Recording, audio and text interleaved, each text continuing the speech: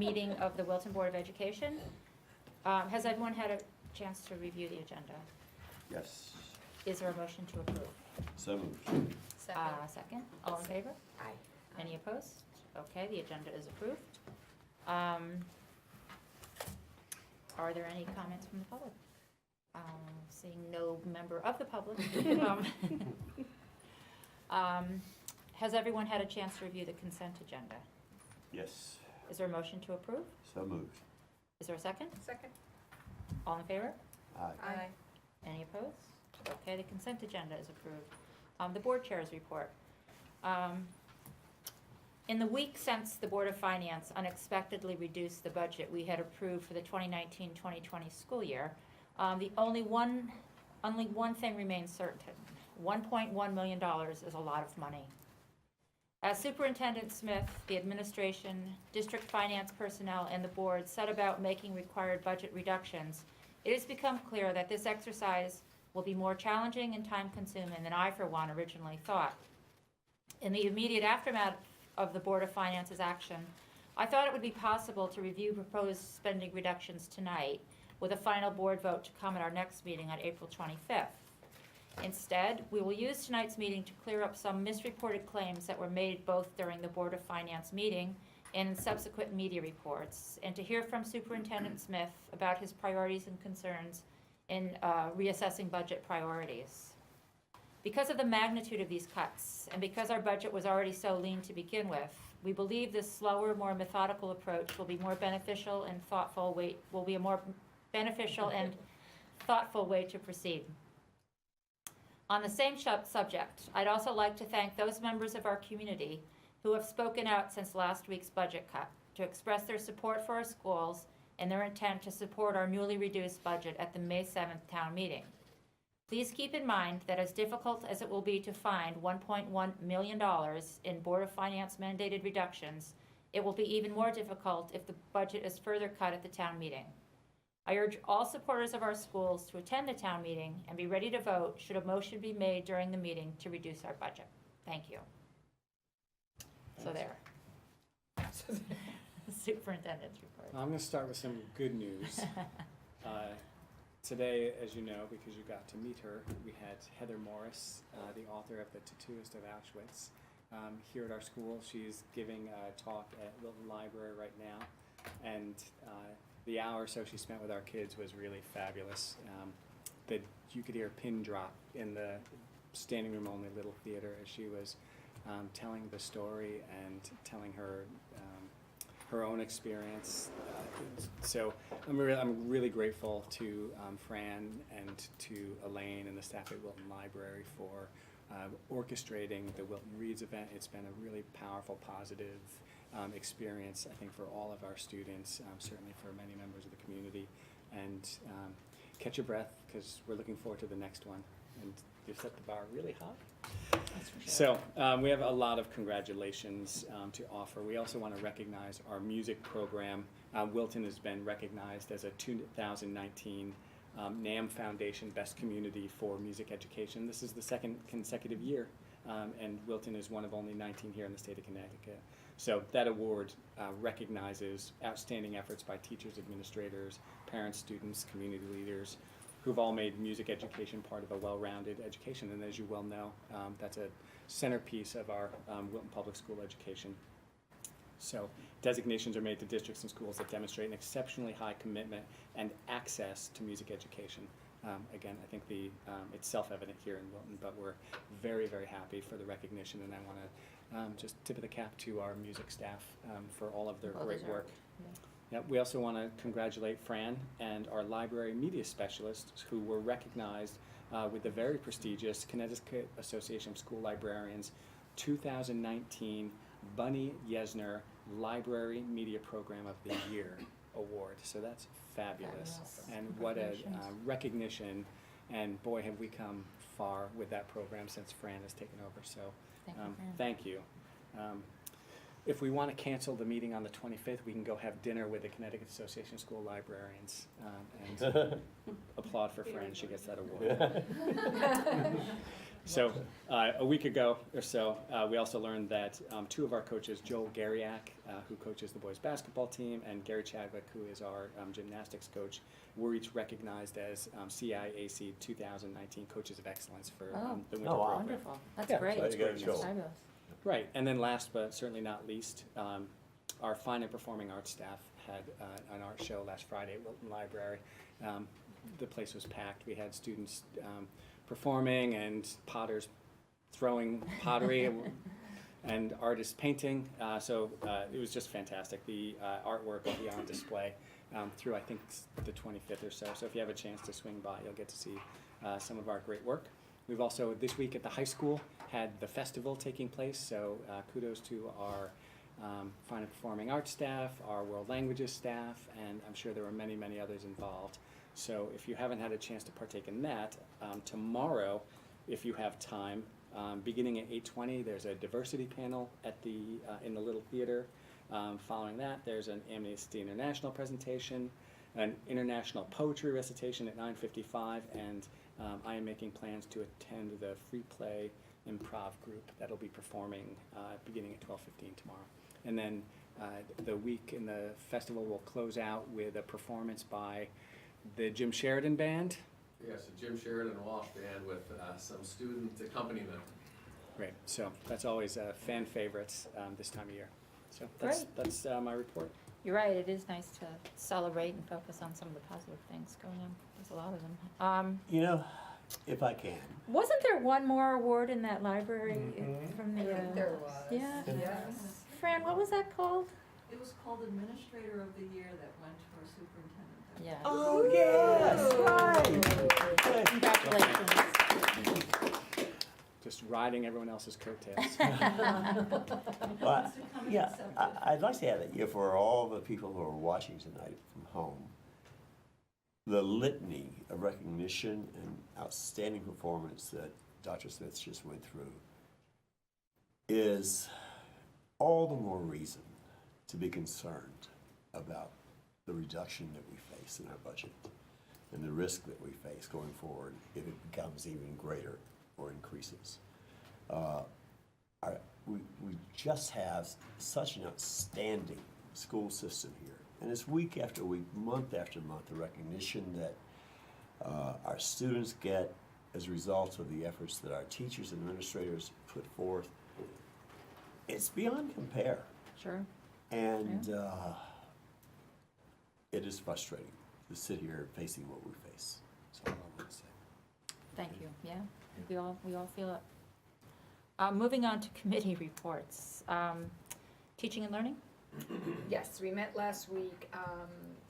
Two main topics we discussed. One, Trudy Denton came forward with her 6141 for the new Math 6 program, which will start in the beginning of the new school year, and that will be developed. If you recall, the board has already approved the overarching changes to the math curriculum, but now, as each of the new classes get developed, we'll see individual 6141s for those particular classes. So that will be on the agenda relatively soon, right? You can put on the next one. Yeah.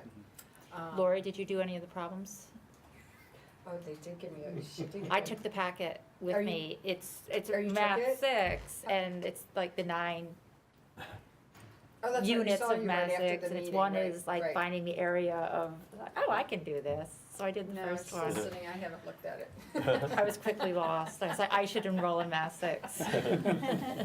Anyway, and then secondly, we discussed, we continued our discussion about the 6141 process, and we reviewed our draft of some proposed revisions to that process, and we then passed that on, I believe, to the policy and committee for you guys to look at, and then for you to bring to the board. So Great. that will also be coming shortly, and that's it.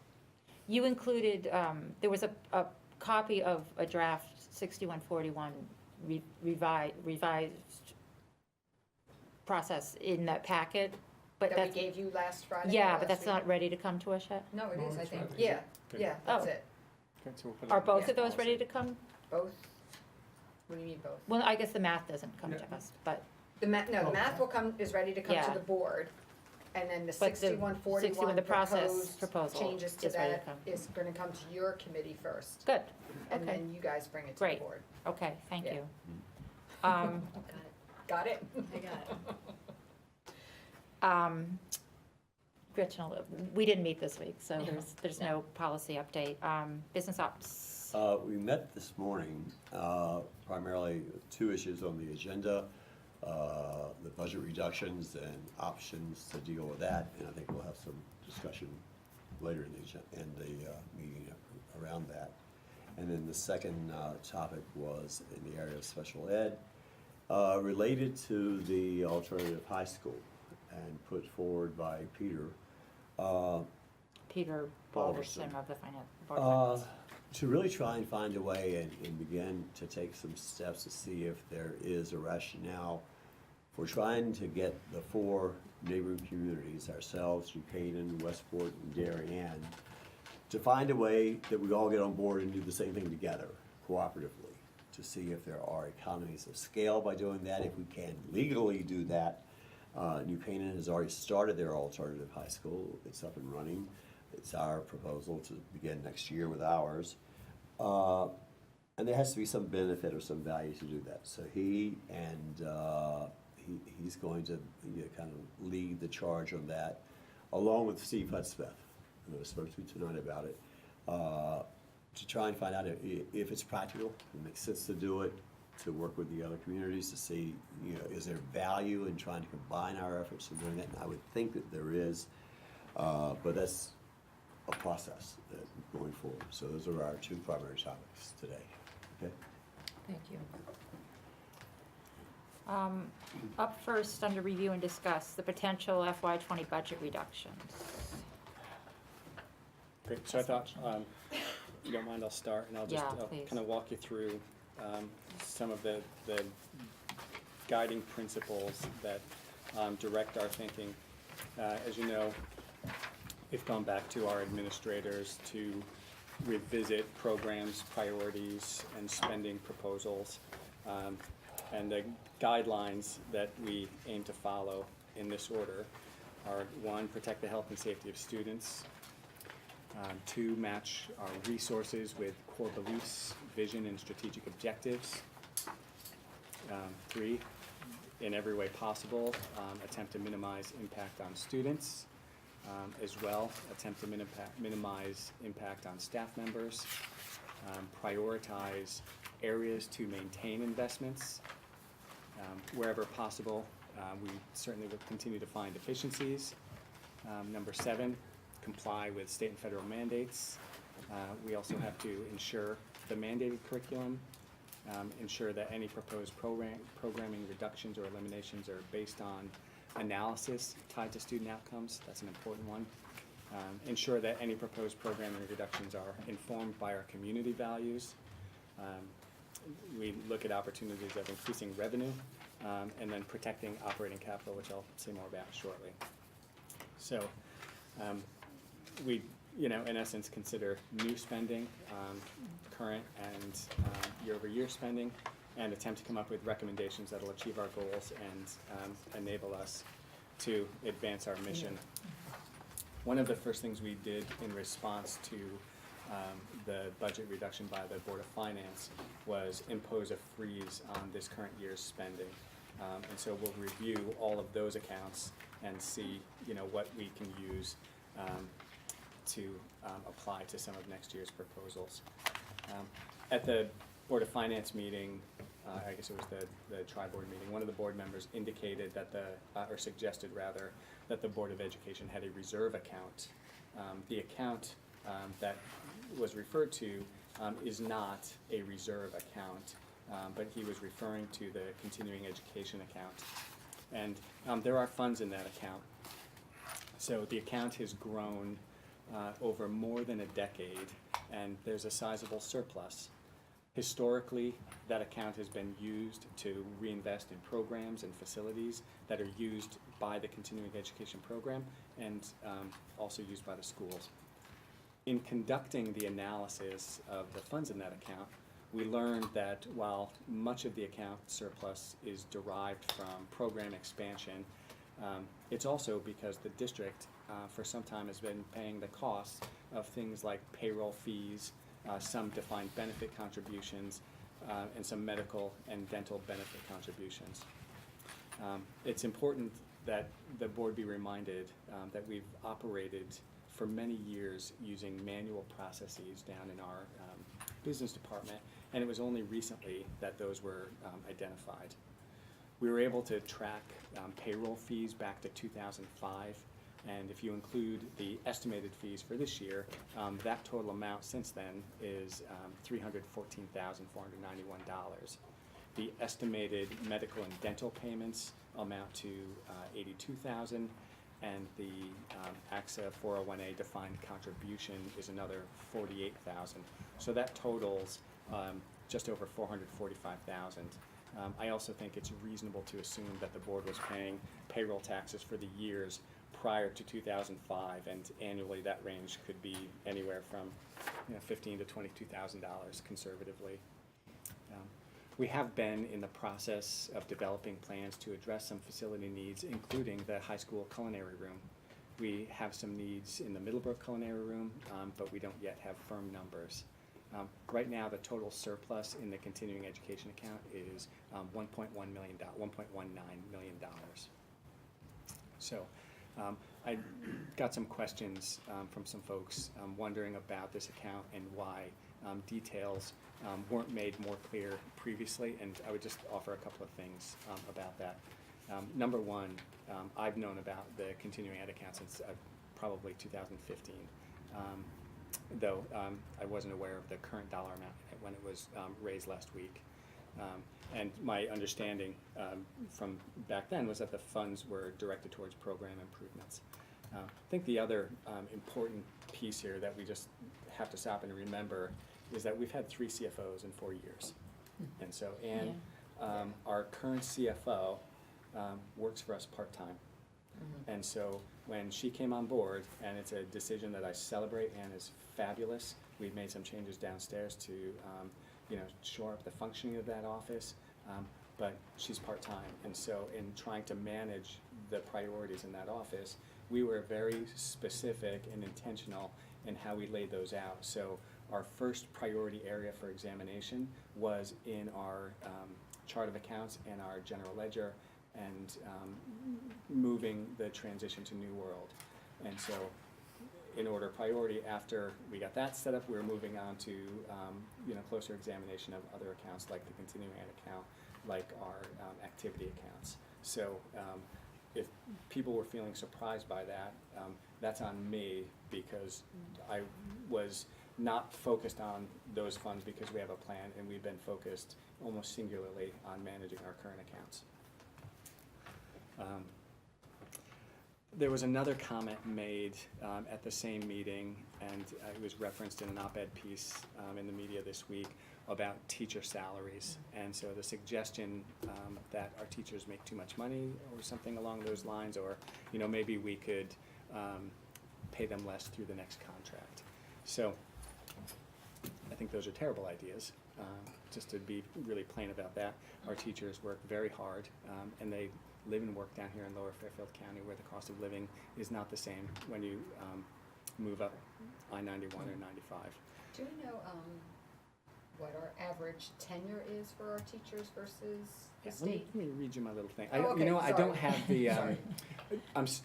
I don't have Okay. comparative, but I can tell you our data. Okay. And our data is good. Okay. So the report that was cited was from TRB, and it was a rank listing of average salaries Kevin, of what's this TRB? year. TRB is the Teachers Retirement Board. So it's the basis against which teachers' retirements are based. So, so in that report, Wilton we have the 3rd highest average salary this year, but that could easily be misunderstood to suggest that we are at the top paying our teachers. And so I just want to clarify that information for you. So I went back and we do DIR comparisons. You actually got this information once before when we provided all of those metric comparisons. We did a salary analysis. And so in our DIRG, No, so just, sorry, let me back up one more step. So in our teacher salary contract, we have 6 lanes, and so bachelor's minimum, bachelor's maximum, master's minimum, master's maximum, 6-year, right, is it minimum, minimum max? So in the bachelor's minimum and the 6th year minimum, we're 7th out of 9, okay? In Durgate communities. In the bachelor's maximum, I can send this to you in writing, so Okay. that way you don't have to Okay. write it down, all right? Bachelor's maximum, master's minimum, and master's maximum, we're 6th out of 9. Okay, and then in the 6th year maximum lane, we're 4th out of 9.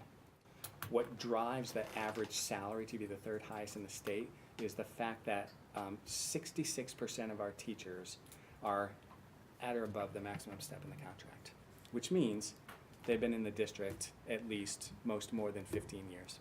There's 15 steps in our contract. So you just stop and think about that for a second. 66% of our teachers, to your question, Yeah. have been with us 15 years or more, Or have that level of experience. or that level of Right. experience, fair enough. So Oh, we have a okay, right. very veteran staff. Yeah, and that's a good thing, right? We benefit, our students and families benefit Absolutely. from Absolutely. that level of experience.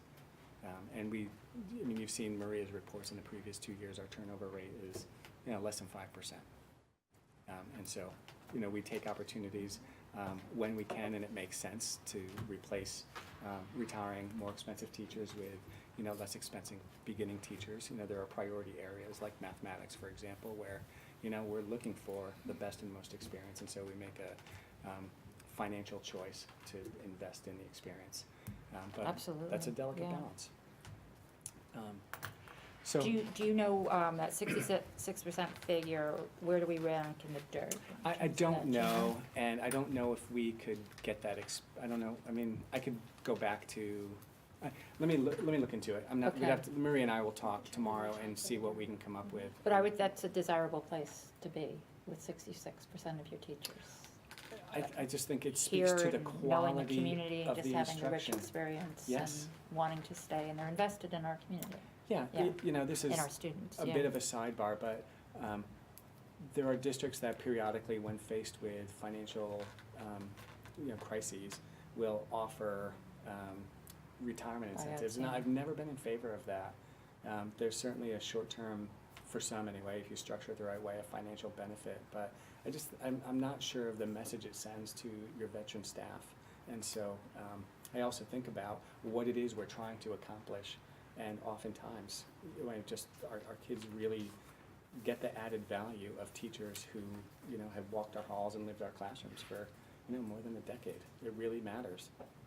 Well, and I think it says a lot to employee satisfaction, which, I hope so. Mhm. what parent wouldn't want their child to be in a classroom being taught by a teacher who's happy to be there that day, rather than miserable about their work environment? Well, I mean, you can't get around the fact that the teachers are the heart of this district. Yes, without question. And so, to not respect stability, experience, expertise, excellence, and passion is cutting at the core of our instruction. So it starts with quality teachers, and we have got to absolutely invest, maintain, attract, keep them, steal them, kidnap them, and make sure that they want to Yes. stay. Mhm. Of course. That's, it's, and I understand the look of that list that was passed out. And obviously it is expensive, but excellence in education is expensive, and this is where it starts. Yes, that's right. I think that goes back to some of the conversation we were trying to have this morning at the Business Operations Committee. And, my pitch to our colleagues on the Board of Finance is it's inappropriate to just look at numeric measures and quantitative measures and try to draw comparisons in that domain.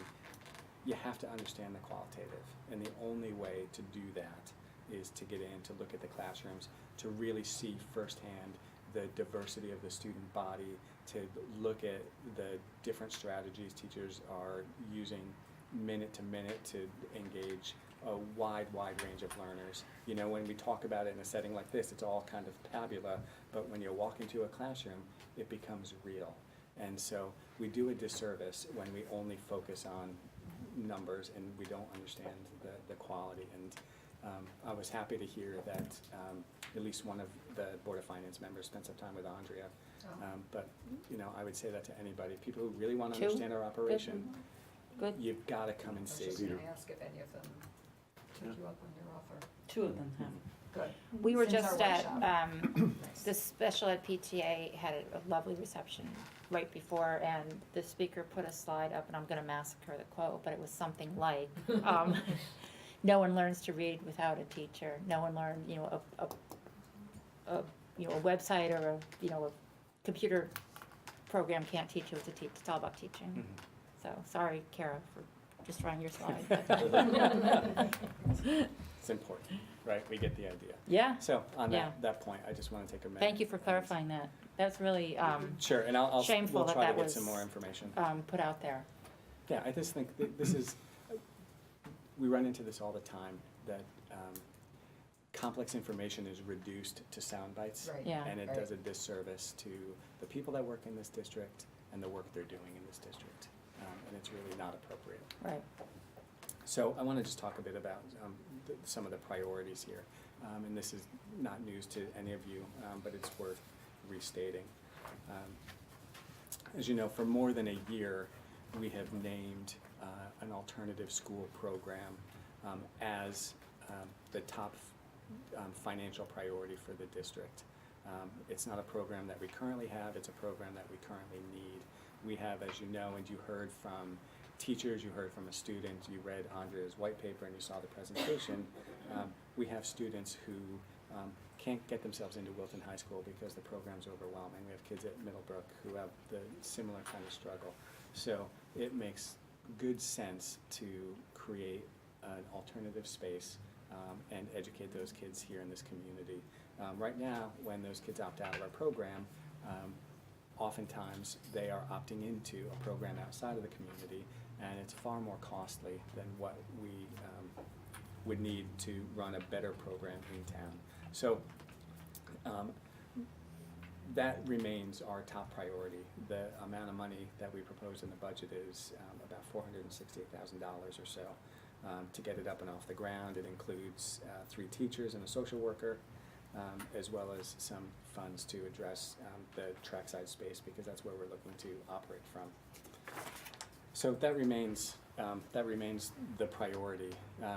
We think in addition to the educational need, it's also strategically a smart bet because of the opportunity for cost avoidance.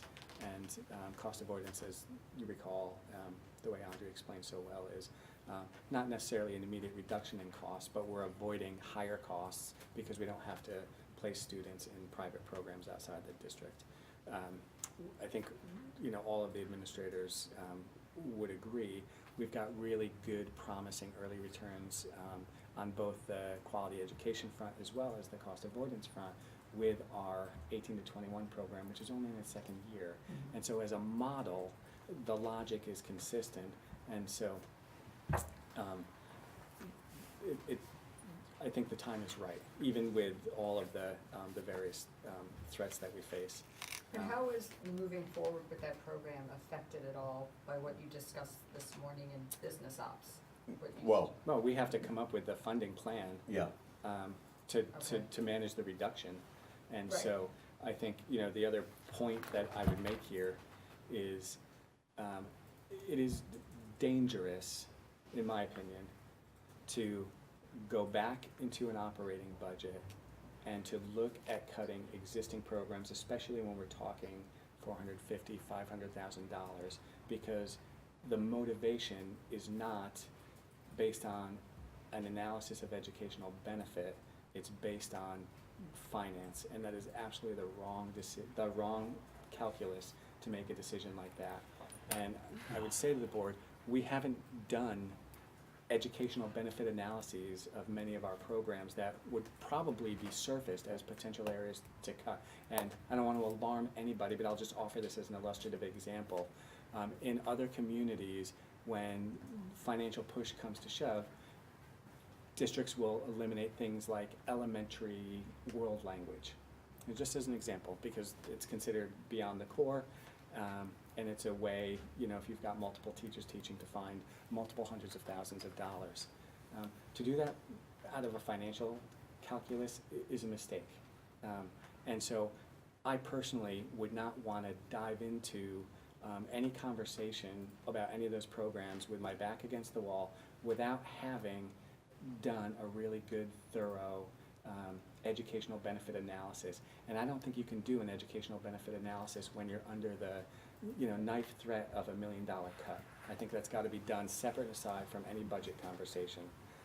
People have to be free to talk openly and look at objective measures, and having a, you know, a financial filter just skews that entire process. And then what you do is you wind up putting programs in competition with each other, and it becomes the loudest or most passionate voice. And so, just to be perfectly clear, what I'm saying, Lori, is this, that if I have to choose, I am going to choose to keep existing programs rather than implement a new program, if that's the choice. Does that make sense? Oh, yeah, Okay. I guess Yeah. I Yeah. don't know No. what you guys. Yeah, oh, no, I our think discussion. your overview of it, I guess, was. Yeah. I think the clear to me. question, It's- and I think Lori has Yeah. a good question, Yeah. which is, with the alternative school as an example, and you heard Glenn's summary earlier this morning of the interest in perhaps looking, you know, with the whole idea of shared services. Right. To continue to look at special ed as a possibility. And people have talked about it for decades. Not a whole lot has come, some of it for a whole variety of reasons, not the least of which is geography. And legal issues. And legal issues about how you can label something and all this stuff, and who's got the Lexus for the special ed student, all this complicated stuff. So that aside, maybe with all the talk at the Hartford level, that maybe there's a little bit more serious interest and maybe some loosening of some of those regulations.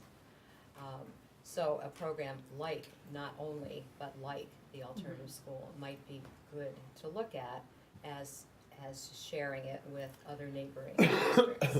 So I think the question is well-timed.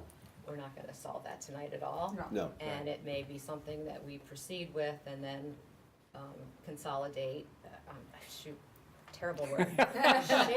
Share the Excellent word. services with, I can't believe I said that. But again, there's sort of new energy, new eyes, and Yeah. maybe more flexibility to do it. And so, an example would always be, or a likely example would tend to be a program in the area of special services, because the student numbers are small. If you can consolidate those numbers and get a more robust program going that benefits people. We have CES as an example, but that tends to be far away. Sometimes the programs don't match our students' needs. Can you do something closer? So I think that was the Yeah. question, and so I think Yes. that was, Yeah, the so it issue is wasn't it's existing down the road. versus, it's more like, Good okay, clarification. Yeah, is this the is not alternative tomorrow. program a good example? So I think the answer, yes, Yeah. it could be a good example. Yeah, but it is down the road, certainly not tomorrow. There's a ton of work Is that it would down need the to. road, like years from Yeah, now? could be, or- sure, Yeah. yeah. Well, two then or that's three the years. answer to my question. Which, right? yeah, Yes, yeah. go There are ahead. 3 areas that push it out. One is current state statute would need to be Changed. amended or Yeah. revised. Yeah. The other piece is the impact of the federal civil rights legislation. Right. So there would need to be an approval process with the Office of Civil Rights, the Office of Special Education Programs in Washington. Yeah, Because you would be consolidating a unique and protected class of citizens and children with disabilities. So you'd need to look at a number of things. So it's not insurmountable, but it's not fast. yeah. And so, We could be 3, But 4 even years though down the it's- road, 5 years down the road to do Even though our this. towns are the Derg and Yeah. it's still within That the doesn't same matter. county Yeah. and. That doesn't, it's all state and federally and driven. even local, fiscal right? authority, you'd be The look, nexus. there are a whole bunch Yeah. of areas that, those are the ones I can think of off the top of my head that would be hurdles. If the more we dig deep and the Board of Finance and community members are willing to work with us to do that, and we're very open to the prospect.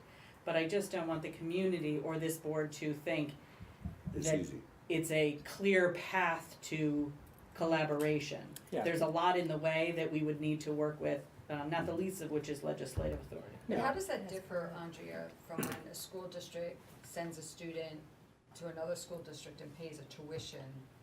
So how does It's that, totally, that's a different, Because there's only one fiscal authority, uh-huh, and okay, so we could accept students on a tuition basis. right, okay. Those students then, under the statute, become Wilton Public School students. Gotcha, It's a okay. placement. It is Okay. a placement, not a Right. collaboration, mixing funds, mixing certification, Right. certified staff, Right, all of okay. those kinds of things, so that's what makes it different. Thank you for the clarification. which, and it really begs the question of what do we do next year with alternative high school? There's a need today to do that, Right, okay? And from my perspective, we need to move forward with that with the hope that at some point in the future, we will be able to move forward and consolidate and even improve and enhance that program. right, right. Well, we have a crying need today in this community.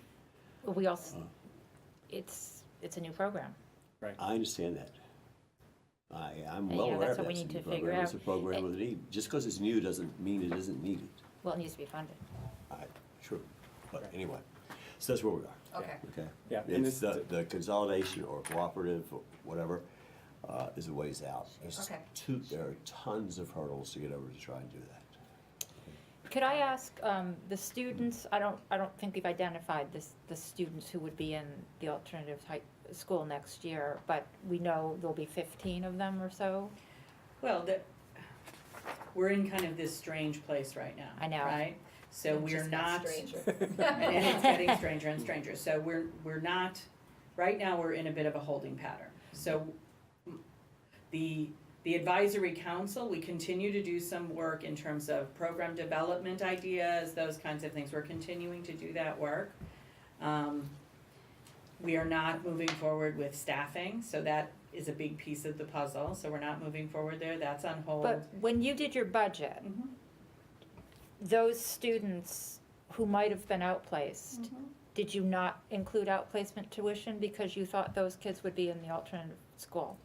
So if we didn't have the alternative school, those kids, your outplacement budget would Could go soar up. There is a risk of that, yes, at $100,000 thereabouts thereabouts, Per child. Per. per Per. child.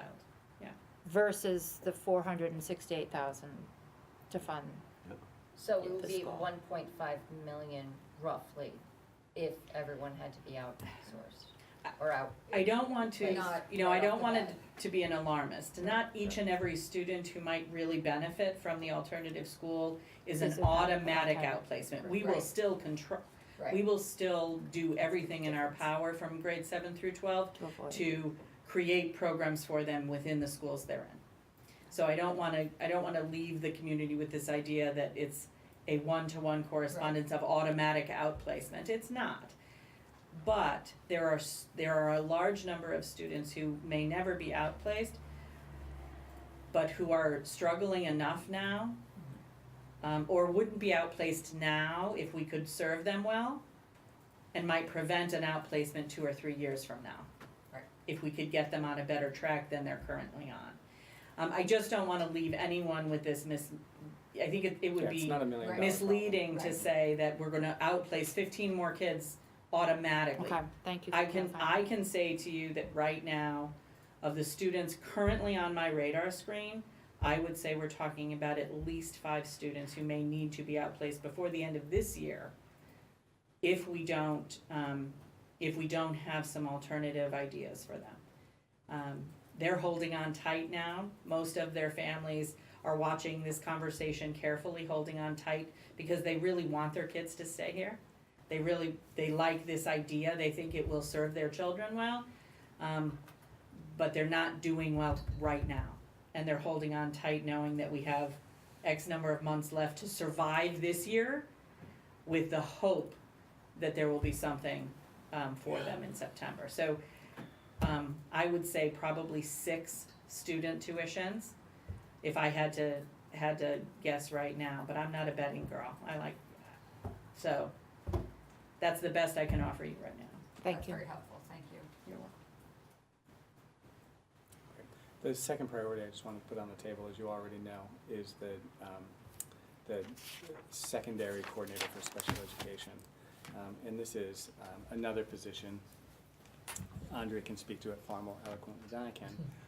But, you know, when asked, this is what she says. I'll quote you now, right? We have students who need more, parents who need more, and teachers who need more.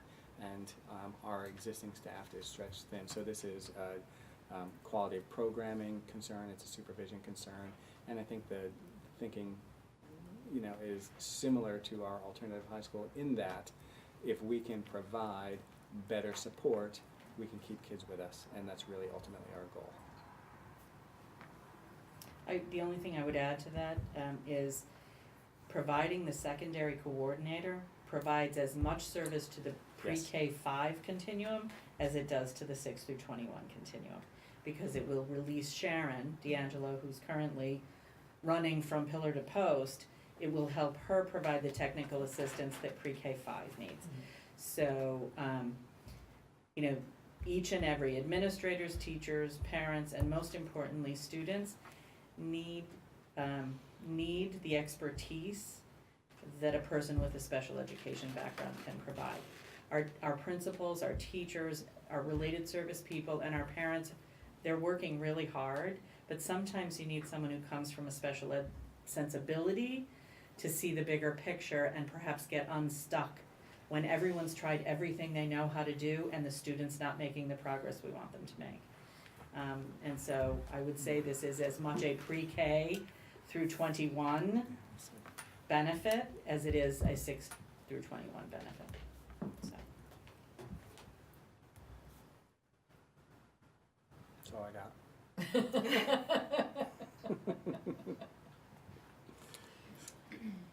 All right, I'm gonna jump in then. Yeah, questions? Because I think board members need to talk. And I do have some things that I just need to vent. One is, and I know this is collective, so, and I know it's been said before, but our disappointment and frustration and anger at the Board of Finance for making this type of cut. One of my frustrations is based on the process itself, and I think Glenn said this very well this morning at our meeting. It came off as a surprise, it came off as last minute, it came off as blindsiding us, as, you know, at very last minute. And while I understand the rationale is the revaluation of properties and that it was disproportionately allocated and there's bad news in there in terms of the whole value going down, I totally understand that. But I think that's a discussion that could have gone on longer and could have been more rational, and there could have been more information put on the table that could have put the magnitude of the damage that we're doing with this cut into perspective and into context. So I think that the decision ended up being totally unbalanced.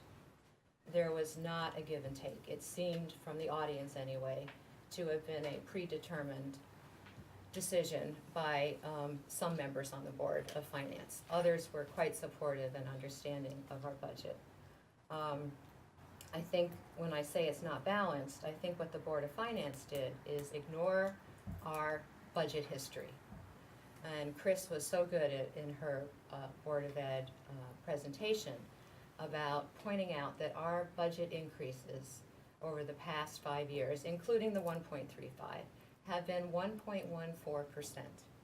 And no other Durgay town, or I would venture to say most towns in the state, come anywhere near that. So we're looking at already a lean history. And it seems to me that the Board of Finance ignored that. We're already have been very lean for many years. I also think that they, don't understand or chose to ignore how expensive it is to maintain quality. And the teacher salary page was an example. If we don't invest in our staff and attract the best and the brightest and keep them, then how can we call ourselves a quality school system?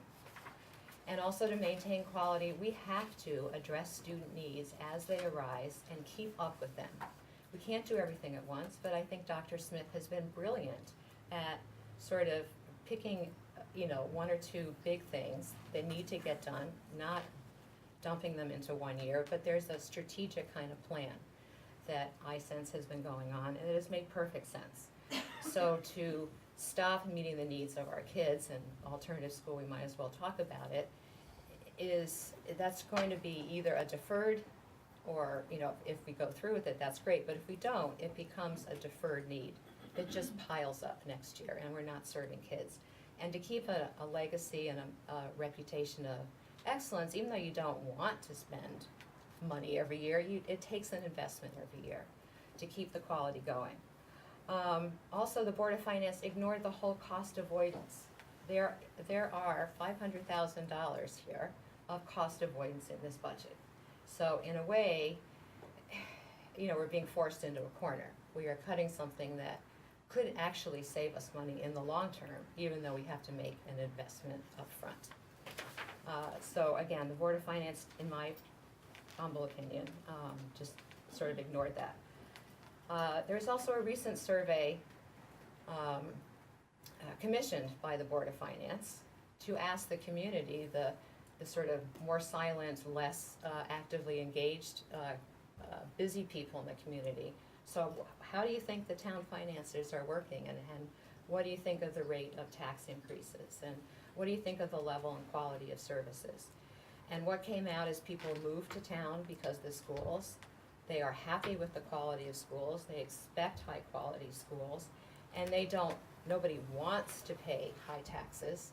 Nobody wants more taxes, but they understand what a reasonable increase year to year should look like. They seem to, the majority of those respondents said, around what we've been paying in tax increases has been reasonable.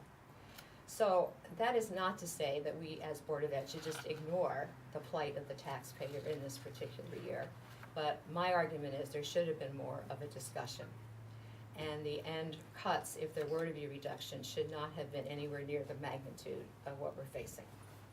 So I feel that we are placed in a really, awful position. So, in terms of what we should do as a Board of Ed, I love the fact that we're together and we're talking about it, and I appreciate the time that we're allocating tonight to do that. I think there is some good news in the budget in that year to year, our health benefit cost went down year to year $900,000. And that is the good news that we have promulgated since the budget came out. That is what allowed it to come in at a relatively low rate, even with improvements. So we still, of course, can take advantage of that year to year $900,000 decrease in health benefit costs. And hopefully that will help us, I would recommend, help us avoid cutting existing programs, that we can hopefully not have to go into what's existing. But I do think that we need to look at a balance between, do we start new things that aren't here yet, especially with personnel, and/or what do we do with the continuing ed fund? So in my mind, I grapple with that because the continuing ed fund has been built up over years. And as a board member, and I appreciate Kevin's, description of it and history of it, and I don't think he should take any of the blame for, perhaps not bringing it to our attention or, sort of waving it in front of our face earlier, because there have been other projects going on. But he always assured us that the intent of that money was to go towards facilities. Mm-hmm. And that's been our understanding, even if we haven't kept track as much as, I should have, as a board member, said, well, exactly how much is it? Or what is the timeline for that facilities improvement? Perhaps, we should have done a better job on that piece of it. But I am reluctant or having a hard time with taking money that is the understanding, the assumption, the history has been it's to go to facilities, it's to go to maintaining those, improving those, enhancing those, and the culinary arts kitchen that we talked about during the budget season this year and last year. when we can, get our time and energy together, we'll put a plan together and we'll look at a proposal. So I know that has been in the works. So to now take that, what has been a facility account, and perhaps use it to meet an operating expense, program expense, to me isn't the greatest management in the world. It's not. So are we at an extraordinary enough situation that we need to look at using some or all or part of it? I don't know, and that's where I'm really struggling. I'm also struggling with, at this point, given the situation we're in, can we afford to start new programs? Of course they're needed. So I appreciate the description of how much they're needed, but we already had those discussions. We already know that. The Board of Finance might know it, but we certainly do know it. So it becomes a bit of an impossible situation. We will absolutely get through this. We'll wrestle with these various things. I know that. There's a lot of experience and great insights around me, so we'll get through it.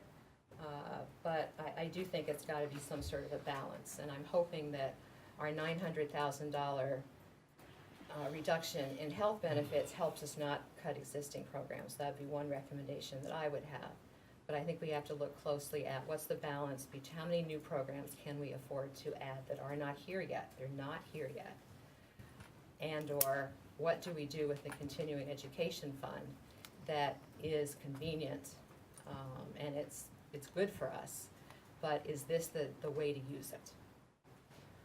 So I'm not sure, and I'm sure you're already doing this, Kevin, but if we can go back and look at some of the original estimates around either enrollment or not facilities, utility costs, insurance costs, even maybe they can go even further down, that sometimes you get a little closer to the actual contract or the data changes in the market, and maybe there's a few savings to be found We there. look at insurance every month, and the claims history, especially this time of year, gets really important.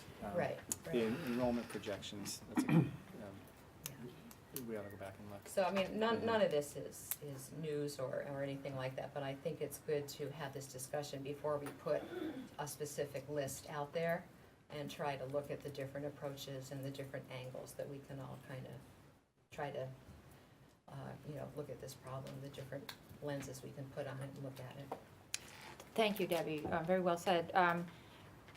With regard to the savings that we're going to see next year from medical, his claims history, we know that salaries are up almost 4% across, with all the bargaining units. Other fuel costs are all things staying the same money-wise, and we don't add anything, we don't take anything away. How much additional money is necessary to operate the schools next year with those contracted increases? And if you don't know, that's fine. Just backing out the cost of the new proposals.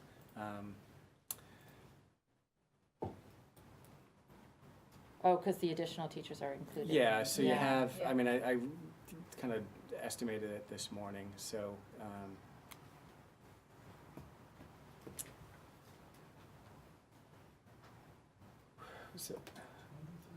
it was like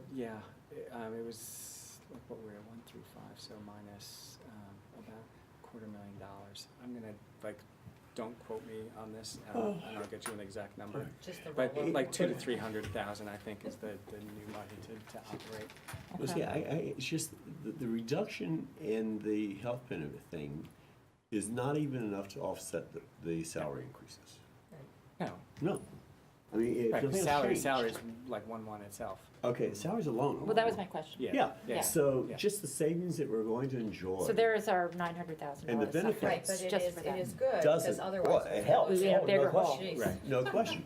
But that isn't Yeah. enough to even offset the contractual obligations Right. and salaries. You add Well- on top of that, 4% increase in transportation. You add on top of that, 6% increase in electricity. I mean, we're in a hole. Well, what I find what I really resent is that we were never asked about the continuing ed fund. It was, we were told that was money available to offset the $1.1 million. Well, Like they had saved the day for But us. let's clarify that though. And never bothered to Continuing ask ed us what it fund was for, and we It's would have, not taxpayer money. right, It never came from tax. Right. It came from participants in the continuing education programs. People who, you wanna take a program, costs you $25, whatever right, it is. and they were that goes in. called taxpayer dollars. Resident and non-resident, I might add. Resident, non-residents come to us to do Right. continuing ed, it is not Wilton taxpayer dollars, and it's a Program. credit I to just the, wanna to the running of the program, there's a demand, the demand is incredible for it, the But did programs the we Board of offer. Finance have a full understanding of exactly what that They've been fund- told time and what time the again. history of that Do they fund wanna was? listen, is the question. They didn't ask that No, night. number one, they didn't ask, and if you told them, do they wanna listen, is the question. That's not taxpayer money that came out of the Board of Right. Education budget. I think everybody needs to clearly understand that. And yes, the understanding was that those funds would be used for program enhancements, et cetera, et cetera, et cetera. Well, over the years, historically, for whatever reason, and its history is done, the Board of Ed did in fact cover and pay costs associated with running the continuing education program in the way of benefits, payroll taxes, whatever it may be. And when we discovered that, I don't think anybody really knew that or understood that. I think, and not that it was hidden or anything like that, it's just happened. That amounts to, of the $1.1 million, about $500,000 in funds over the years that we contributed to that reserve, to that, it's not a reserve, It's a surplus. to that surplus. You know, if we had not done that, the surplus would only be $600,000 or so, not $1.1 million.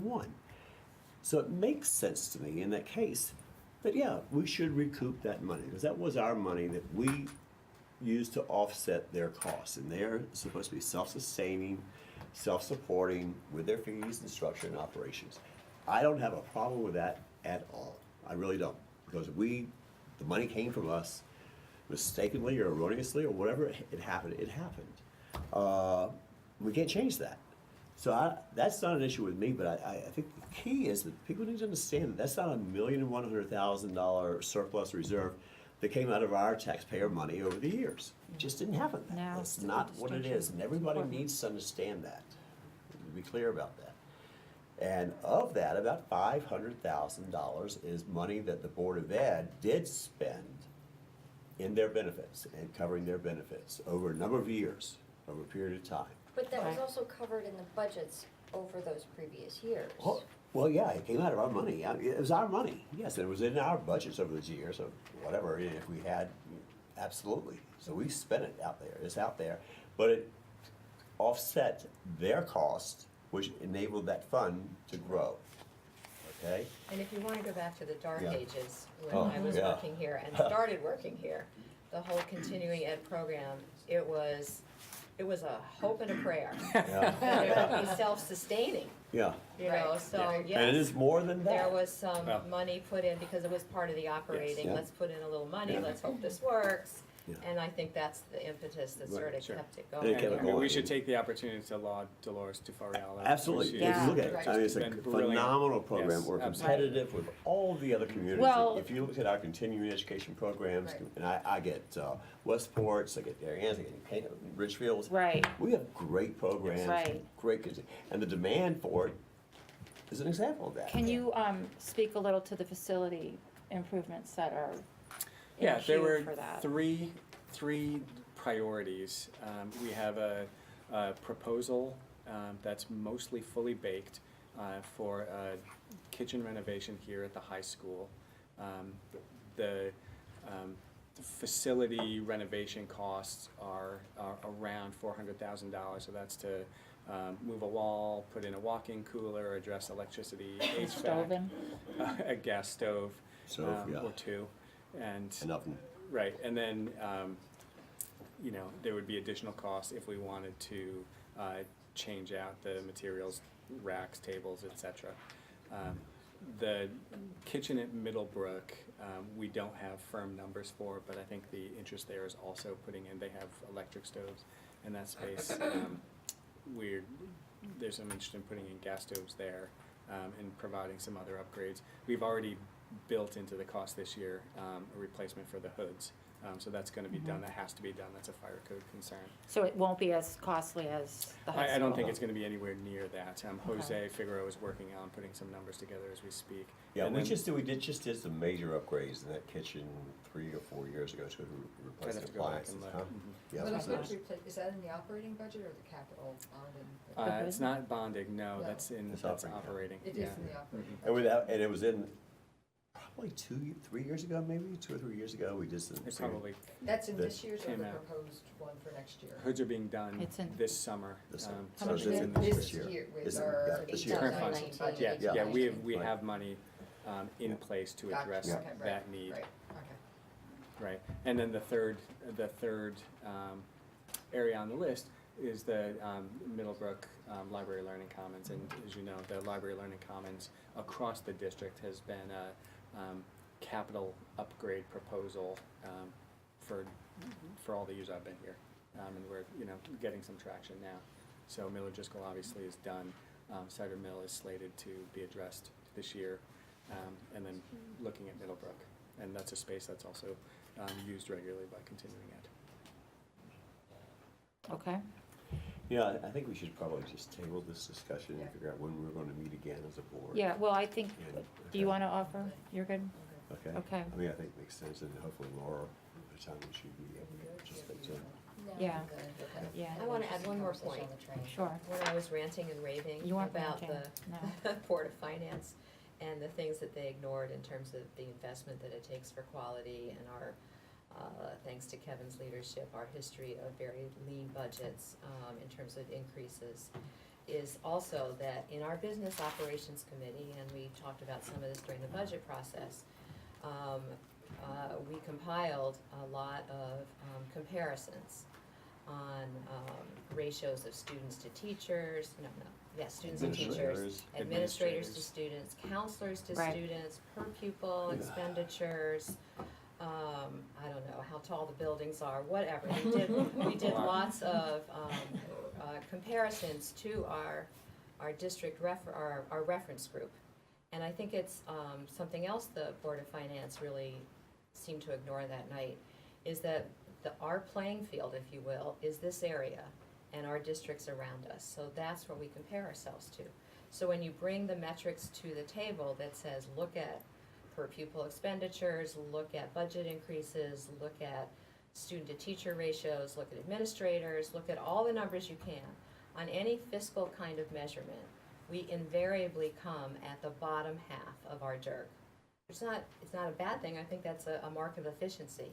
And our quality measures in terms of testing or graduation rates, et cetera, we are solidly in the middle of the DIRG, if not sometimes the top, sometimes a little bit on the lower end.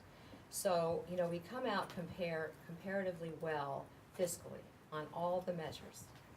And so to ignore that part, in the decision-making process that seemed to be guided by a very small number of people at the last minute, I just think we missed the whole debate, we missed the give and take.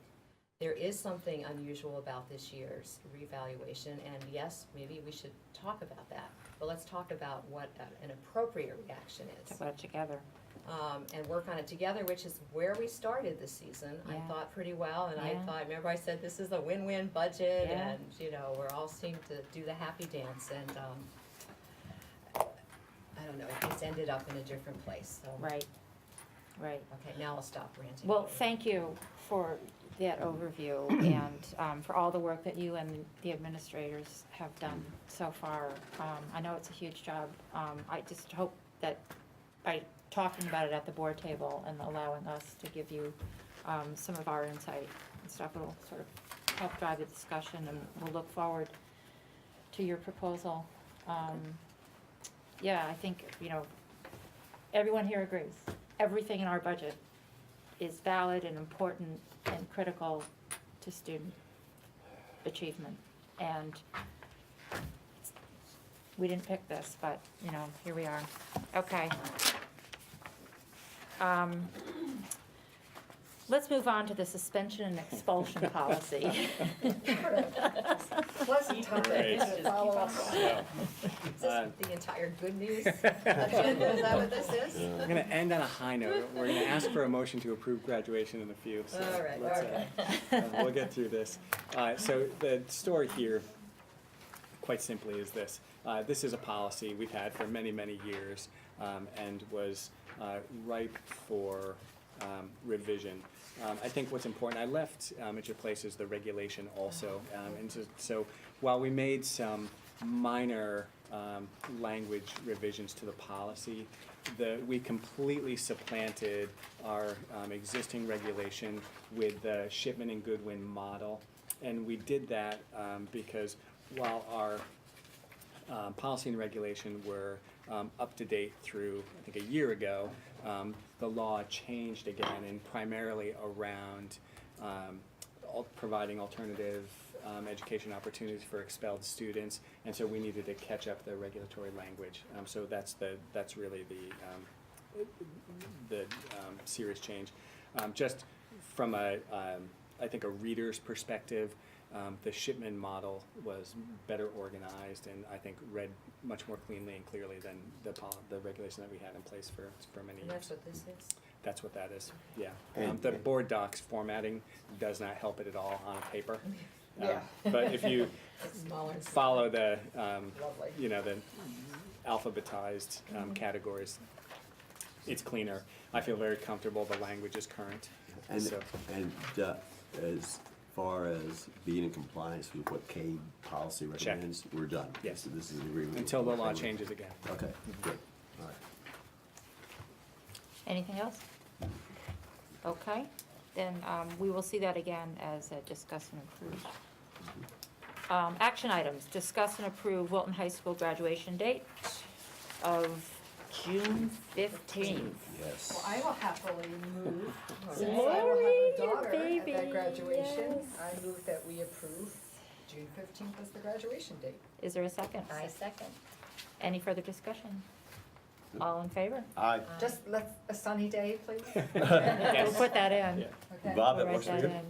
in. Sunny day, please. Yes, it does. And Okay. Our students are very excited about the date, the early date, and they're hoping to get approved tonight, so. That's Yeah, great. We're Well, fortunate to have a good winter. Thank that's right. All Yeah. right. I like Yes. it. Listen, after last year, I'm not saying anything Don't say- until we are sitting on the dais. I know, half the country's There's a getting a bomb. blizzard tonight. Yes. Cyclone. Very And it's coming this cyclone. way. What Yeah, the we- heck is you know. that? All right, all in favor? Aye. Any opposed? All right, congratulations to the class of See you there. 2019. Yeah, really. Discuss and approve revised 2021 calendar. Oh, yeah, sorry. Is there a motion to approve? So moved? Second? I'll second, yep. Any further discussion? No, good idea. All in favor? Aye. Any opposed?